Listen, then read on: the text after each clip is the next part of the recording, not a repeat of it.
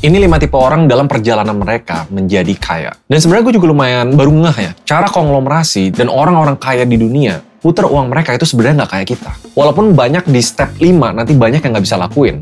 At least kalian ngerti caranya dan konsepnya. Ini bener-bener gimana cara uang, bukan cuma uang kalian, tapi uang orang lain bekerja untuk kalian. Sebelum gue bahas rahasia orang kaya, kita bahas rahasia orang miskin. Step 1, debtors.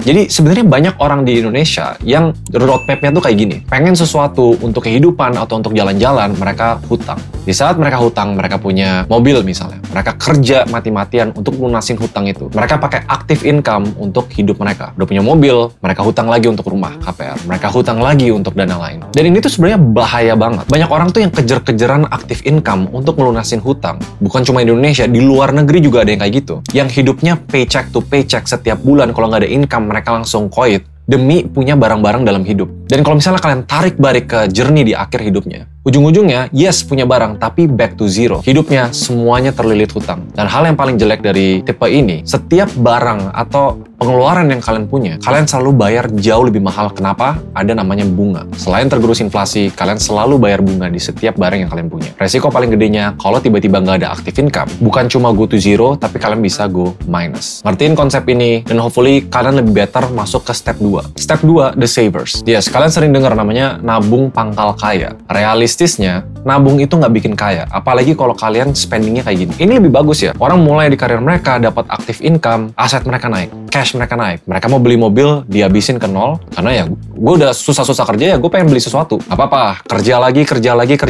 Beli rumah ada cicilan dikit mungkin, beli rumah, back to zero. Dan siklusnya berulang terus. Kerja, kumpulin duit, habisin duit. Kerja, kumpulin duit, habisin duit. Yang bikin tipe 2 ini lebih better, karena kalian nggak bayar bunga. Kalian dapat barang lebih lama, spending uang lebih lama. Tapi downside risk-nya, seandainya nggak ada active income, kalian nggak bakal namanya terjerat hutang atau diketokin orang mau nagih hutang. Dapat barangnya lebih lama. 2 kategori ini, menurut gua, ini yang bikin orang terjerat kemiskinan, atau bahkan nggak bisa naik ke middle class. Nah, tipe ketiga, itu orang-orang yang menurut gua mayoritas di middle class. Mereka nabung, kerja, fokus di active income. Pas udah punya duitnya, mereka pakai, nggak semua, tapi mungkin 50% dari tabungan mereka. Untuk beli mobil, untuk beli rumah, mereka nabung. Mereka beli barang lagi. Tapi di ujung dari perjalanan kekayaan mereka, oke, ada nih ternyata uang sisa yang gue bisa pakai buat gue pensiun. Atau uang sisa yang gue bisa kasih ke anak gue untuk gue warisin. Jadi di ujung perjalanan finansial kalian nggak back to zero. Ada sesuatu yang bisa diputar, diwariskan, atau dipakai untuk pensiun. Dan gue rasa sebenarnya banyak middle class yang stuck dengan mindset ini. Salah nggak? Nggak juga.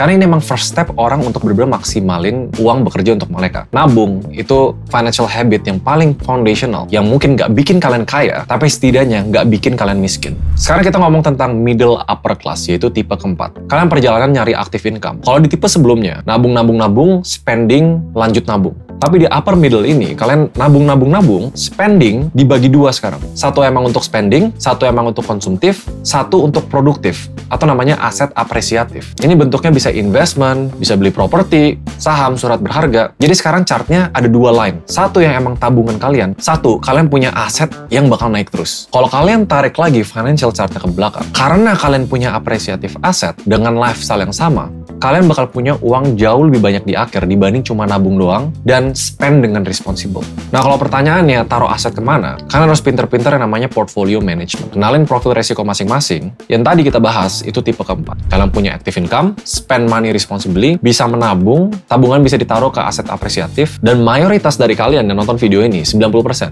will be fine. Dan hidupnya bakal happy just ke step 4 ini. Cuma ada beberapa rahasia di step kelima yang sebenarnya gue baru tahu juga. Kita sebut aja judulnya collateralized debt. Kalau di step 4, kalian bikin uang kalian bekerja untuk kalian. Jadi nggak tidur tuh. Tapi di step 5, yang namanya collateralized debt. Yang menurut gue lebih beresiko ya, tapi bukan cuma uang kalian bekerja untuk kalian, tapi uang orang lain bekerja untuk kalian. Jadi chartnya gini ya, mirip sama di step keempat. Kalian punya compounding interest, punya aset apresiasi. Tapi di saat kalian mau beli barang, atau kalian mau taruh modal untuk bisnis, atau apapun itu yang spendingnya, kalian nggak pakai duit kalian, tapi kalian pakai hutang. Bahasa resminya itu collateralized debt.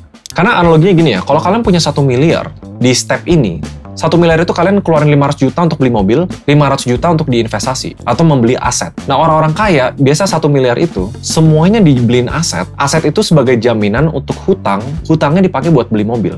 Jadi investasi kalian tuh nilainya 1 miliar, dan dia selalu apresiatif.